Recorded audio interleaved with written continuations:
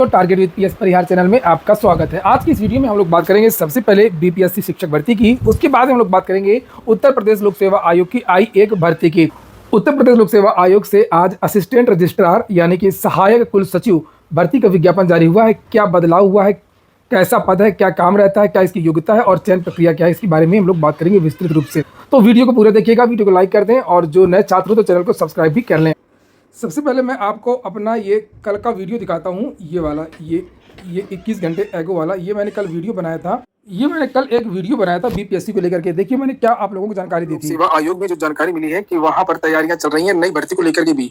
TRE 3 का काम तो चल ही रहा है रिजल्ट को लेकर के, और हो सकता है कि कल शाम को लगभग 8 बजे आप लोगों को 1 to 5 की आंसर की देखने को मिल जाए, और वहीं पर 30 तारीख तक 6 to 8 की आंसर की मिल जाए। क्रम से आंसर की आपको देखने को मिलेगी।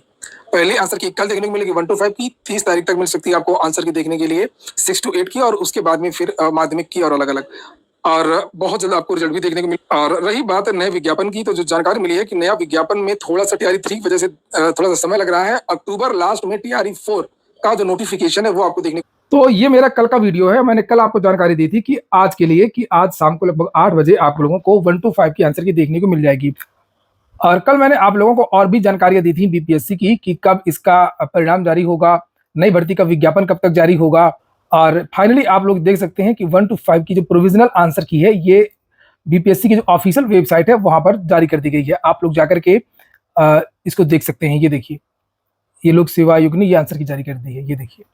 और हो सकता है कि कल 6 to 8 की भी आप लोगों को आंसर की देखने को मिल जाए। तो मिला लीजिए आप लोग, और अगर कोई आपत्ति है तो आप लोग आपत्ति भी दर्ज करा सकते हैं 2 तारीख तक। नोटिस में लिखा हुआ है, नोटिस में अपने टेलीग्राम चैनल पर भी डाल दूंगा और वेबसाइट पर दी गई है। अब हम लोग बात करेंगे लोक सेवा आयोग की जो आज भर्ती आई है। पदों की संख्या भले ही कम है लेकिन पद वाकई बहुत जानदार है।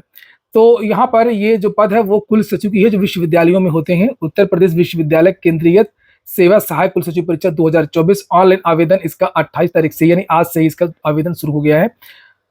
और इसकी जो लास्ट डेट है वो देख लीजिए, 28 सितंबर इसकी लास्ट डेट है। पहले ये भर्ती एक बार 2018 में भी आई थी, तब इसमें स्क्रीनिंग परीक्षा हुई थी और इंटरव्यू के माध्यम से भर्ती हुई थी।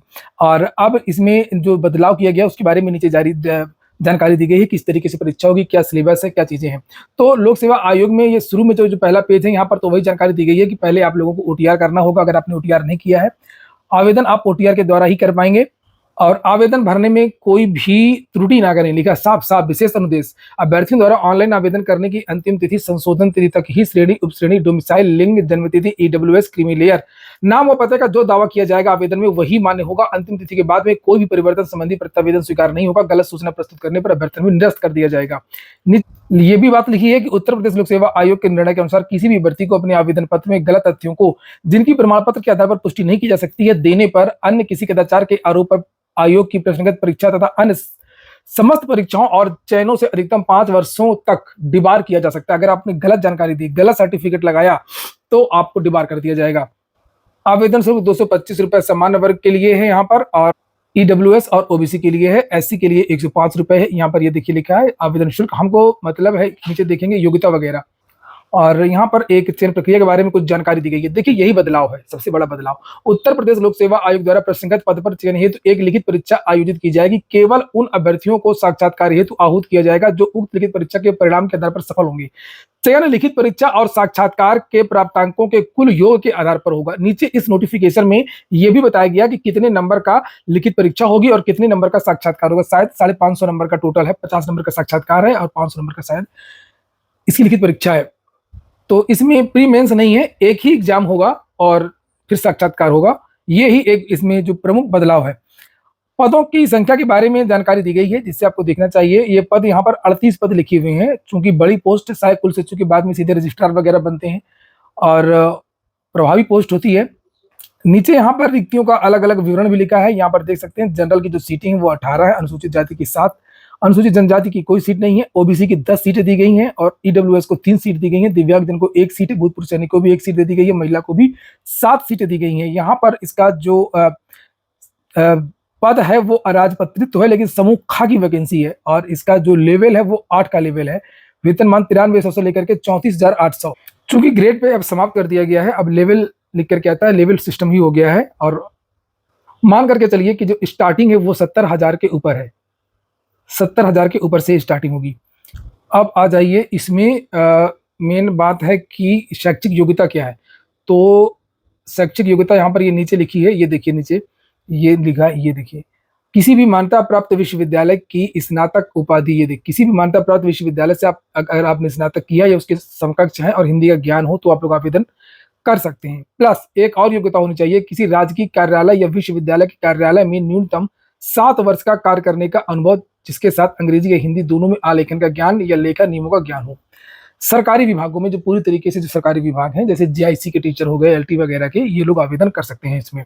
स्नातक के समकक्ष में क्या क्या है इसे यहाँ पर आप लोग देख लीजिएगा, नीचे लिखा हुआ है। समकक्ष को लेकर के चूंकि अब लोक सेवा आयोग ने बदलाव किया है कि उसमें क्लियर लिख दिया, जैसे ऊपर लिखा है ना समकक्ष, तो समकक्ष के नीचे यहाँ पर क्लियर किया, ये देखिए कि समकक्ष का मतलब क्या है, ये ताकि बाद में कोई विवाद ना हो। और अब यहाँ पर इसके ऊपर भी लिखा समकक्ष को लेकर के, ये सारी चीजें ये देखिए। और नीचे यहाँ पर जो है आप आइए, आयु सीमा ये लिखी हुई है, कम से कम 30 साल की आयु पूरी होनी चाहिए और इन्हें 45 वर्ष से अधिक आयु का नहीं होना चाहिए। और अधिकतम आयु की बात करें तो अधिकतम आयु यहाँ पर लिखी है 35 साल, ये देखिए 45 साल। तो 30 से 45 के बीच के जो कर्मचारी हैं, यही कहा जाए, वो आवेदन कर सकते हैं, मैं छात्र नहीं बोलूँगा। और चूंकि इसमें मांगा गया है एक्सपीरियंस वगैरह, किसको किसको छूट मिलेगी वो आप लोग अपना देख लीजिएगा। इसमें छूट के बारे में भी जानकारी दी गई है कि जैसे लिखा है कि ये देखिए उत्तर प्रदेश राज्य सरकार के राजकीय कर्मचारियों, उत्तर प्रदेश बेसिक शिक्षा परिषद शिक्षक शिक्षणेतर कर्मचारियों, उत्तर प्रदेश के अनुदानित माध्यमिक विद्यालय में कार्यरत शिक्षकों कर्मचारियों के लिए अधिकतम आयु सीमा में 5 वर्ष की छूट अनुमन्य होगी, अर्थात उनका जन्म 2 जुलाई 1974 के पूर्व का नहीं होना चाहिए। दिव्यांगों को भी दे दिया गया 15 साल की छूट।